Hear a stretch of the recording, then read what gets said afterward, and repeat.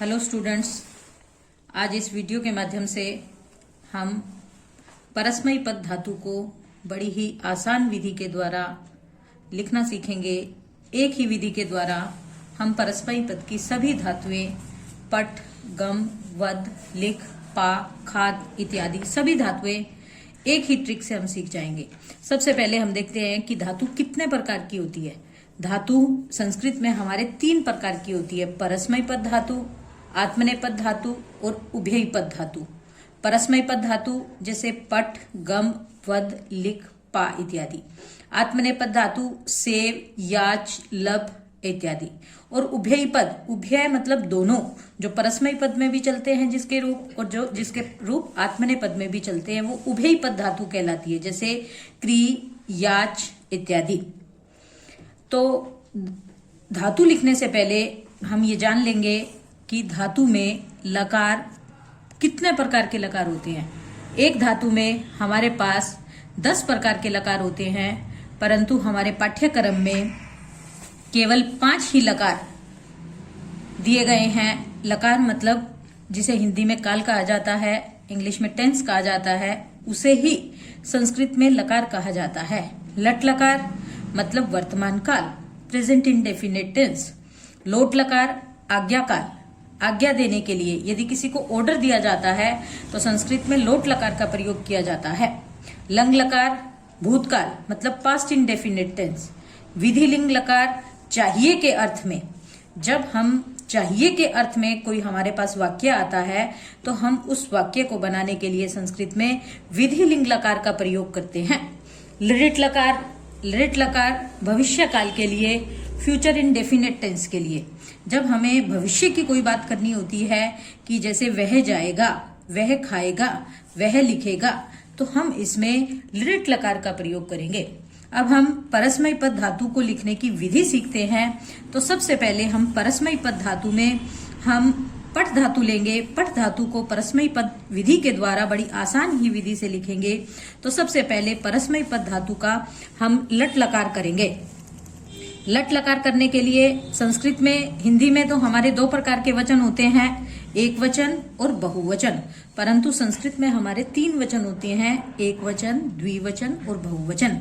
एक लकार में 3 प्रकार के ही पुरुष होते हैं, प्रथम पुरुष, मध्यम पुरुष और उत्तम पुरुष। अब हमारे पास प्रथम पुरुष का जो एक वचन है वो हम लिखेंगे ती, तै, अंति। एक वचन, द्विवचन, बहुवचन। हमने याद क्या करना है? लट लकार को याद करने के लिए, किसी भी धातु के लट लकार को याद करने के लिए हमने प्रथम पुरुष में याद करना है ती, तै, अंति। मध्यम पुरुष में हम याद करेंगे सी, थ, थ। उत्तम पुरुष में याद करेंगे आमी, आवे, आमे। और इसमें यदि हम ये देखें कि विसर्ग कहाँ लगेगी, कई बच्चों को ये दिक्कत आती है कि कहाँ अलंत लगाना है, कहाँ विसर्ग लगानी है। तो लट लकार और लिट लकार 2 लकार हमारे ऐसे हैं जिसमें हलंत कहीं नहीं आता, और जो विसर्ग आती है वो द्विवचन के तीनों पुरुषों में, प्रथम पुरुष, मध्यम पुरुष, उत्तम पुरुष और उत्तम पुरुष के बहुवचन में, अर्थात इस प्रकार एल की शेप में हमने विसर्ग लगानी है। हमने कहीं भी हलंत नहीं लगाना। ये ध्यान देंगे कि हम लट लकार और लिट लकार में कहीं भी हलंत नहीं लगाएंगे, केवल जो विसर्ग लगाएंगे वो एल की शेप में लगाएंगे। बड़ी आसान सी याद करने की विधि है। इसके बाद हम पट धातु लट लकार में अब हम ती, तै, अंति से बनाना सीखेंगे कि किस प्रकार, यदि हम पट में, हमारा एक वचन प्रथम पुरुष का क्या अक्षर था? ती। पट में यदि हम ती जोड़ते हैं तो क्या आता है? पठती। पट प्लस तै, पठतै। पट प्लस अंति, पठंती। पट प्लस सी, पटसी। पट प्लस थ, पठतै। पट प्लस थ, पठत। पट प्लस आमी, पठामी। पट प्लस आवे, पठावे। पट प्लस आमे, पठामे। तो हमें याद क्या किया हमने? ती, तै, अंति, सी, थ, आमी, आवे, आमे, और सब के आगे पट शब्द जोड़ दिया। तो पठ, ती, पठ, त, पढ़, पठन, ती। ये अ है, ये ठ में चला गया और हमारा शब्द बन गया पठंती। इसी तरह से जब हम गम धातु का लट लकार चलाएंगे तो गम धातु का जो मूल रूप है वो हमारा होता है गच। गमती नहीं होएगा, गच। तो हम क्या लिखेंगे? गचती, गचते, गच्छन्ति। इसी तरह से वद धातु का वदती, वदते, वदन्ति। लिख धातु का लिखती, लिखते, लिखन्ति। खाद धातु का खादित, खादती, खादते, खादन्ति। पा धातु का पिबती, पिबते, पिबन्ति। अब हम लट लकार की बात करते हैं, लिट लकार। लट लकार और लिट लकार हमारे दोनों एक जैसे ही हैं, हम दोनों को एक ही विधि से भी याद कर सकते हैं। वैसे जो लट लकार बनाने की जो हमारी विधि है वो है इष्यति, इष्यते, इष्यन्ति। इष्यसि, इष्यथे, इष्यथ। इष्यामि, इष्यावे, इष्यामे। अब हमने देखना क्या है कि हमने सभी के आगे ती, ते, अंति, सी, थे, आमी, आवे, आमे के आगे हमने इष्य शब्द जोड़ा है। इष्य शब्द जोड़ा है। यदि हम यही इष्य शब्द पहले पठ में जोड़ देते हैं कि हम लिखते हैं पहले पठ प्लस इष्य, तो क्या बन जाएगा? पठिष्य। पठिष्य बनने के बाद हमारी ये वही ट्रिक आ जाएगी कि ती, पठिष्य में ती जोड़ेंगे, क्या बन जाएगा? पठिष्यति। पठ प्लस इष्यति भी कर सकते हैं हम।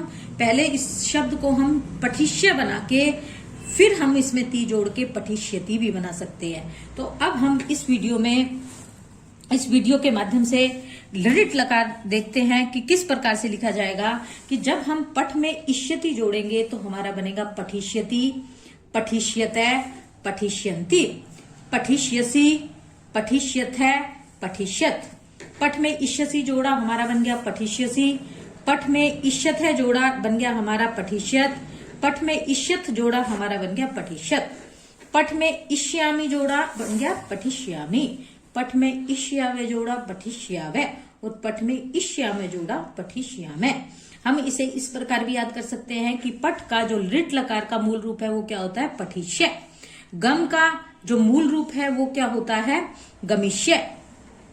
वद का वदिष्य। लिख का लेखिष्यते। खाद का खादिष्यते। तो इस प्रकार से हम लिट लकार ती, ते, अंति, सी, थे, आमी, आवे के माध्यम से भी बना सकते हैं और इष्यति, इष्यते, इष्यन्ति इस हिसाब से भी बना सकते हैं। अब हम लट और लिट लकार के बाद करेंगे लोट लकार।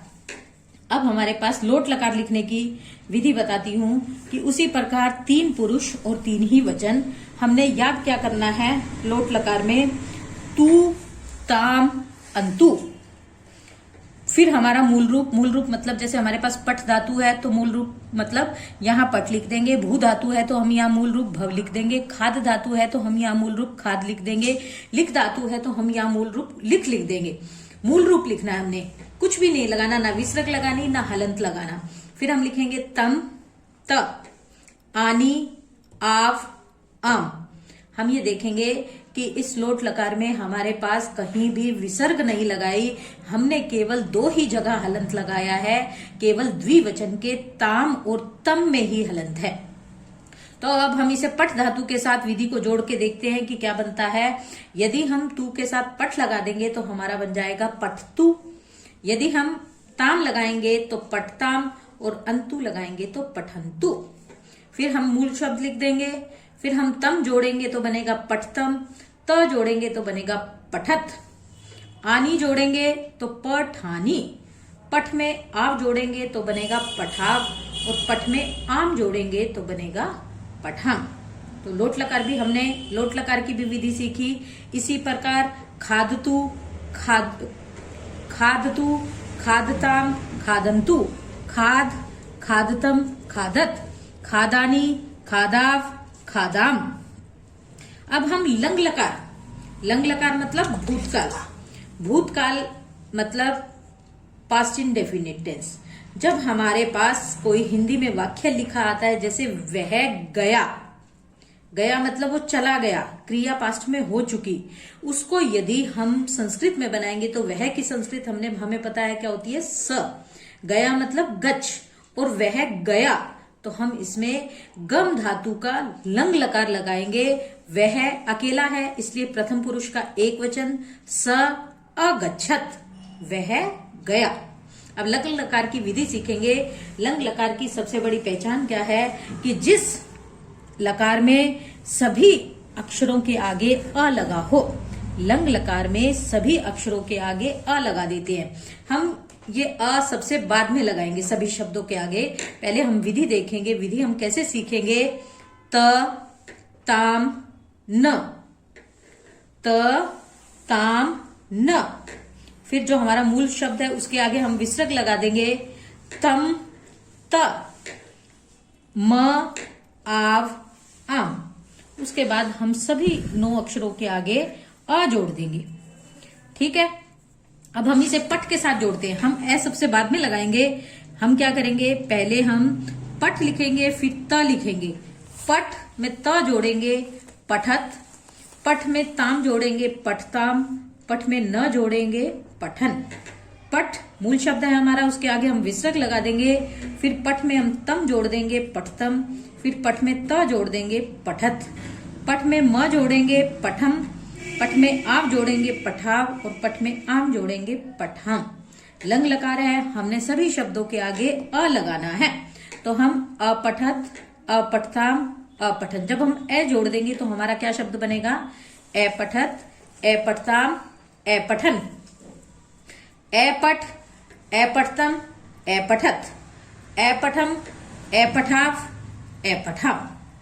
ठीक है, लंग लकार के बाद हमारी जो अंतिम लकार है वो है विधिलिंग लकार। विधिलिंग लकार की विधि में हम क्या करेंगे कि प्रथम पुरुष, मध्यम पुरुष, उत्तम पुरुष, एक वचन, द्विवचन, बहुवचन। तो विधिलिंग लकार की जो विधि है वो है इत, इताम, इयु। ई, इतम, इत, इयम, इव, इम। अब ध्यान से देखो कि हमने विधिलिंग में क्या लिखा है? इत, इताम, इयु। ई, इतम, इत, इयम, इव, इम। अब हम इसके साथ पट जोड़ेंगे। पट प्लस इत। यदि हम पट के साथ इत जोड़ते हैं तो हमारा शब्द क्या बनता है? पठित। परंतु हम यहाँ पठित नहीं लिखेंगे, हम यहाँ लिखेंगे पठेत। ये ए कैसे हुआ? यदि हम अ प्लस ई करते हैं तो हमारा शब्द क्या बन जाता है? ए। हमारा अ प्लस ई इन दोनों के बीच में संधि होके हमारा क्या बन जाता है? ए। पट प्लस इत, पठेत। अर्थात जहां भी ई है उसको हमने ठ के ऊपर ए की मात्रा बना देना है। पट में इत जोड़ेंगे, पठेत। पट में इताम जोड़ेंगे, पठेताम। पट में इयु जोड़ेंगे, पठेयु। पट में ई जोड़ेंगे, पठे। पट में इतम जोड़ेंगे, पठेतम। पट में इत जोड़ेंगे, पठेत। पट में इयम जोड़ेंगे, पठेयम। पट में इव जोड़ेंगे, पठेव। और पट में इम जोड़ेंगे, पठेम। तो हमारे फर्स्ट ईयर के पाठ्यक्रम में हमारे पास धातु है भूकी, पटकी, खादकी, लिखकी, पाकी, क्रीकी, याचकी। इस तरह से हमारे पास 7-8 धातु आत्मनेय पद, परस्मयी पद की हैं और 4-5 धातुएं आत्मनेय पद की हैं। अगली वीडियो में हम आत्मनेय पद की विधि सीखेंगे, जिसके माध्यम से जो हमारी सेव, लब, याच, क्री इत्यादि जो आत्मनेय पद की धातु हैं वो भी एक ही विधि से बड़े आसान तरीके से हम कर पाएंगे। तो हमारी सभी प्रकार की धातुएं, परस्मयी पद, आत्मनेय पद और उभयपद, ये सभी धातुएं हम एक ही विधि से कर पाएंगे। धन्यवाद।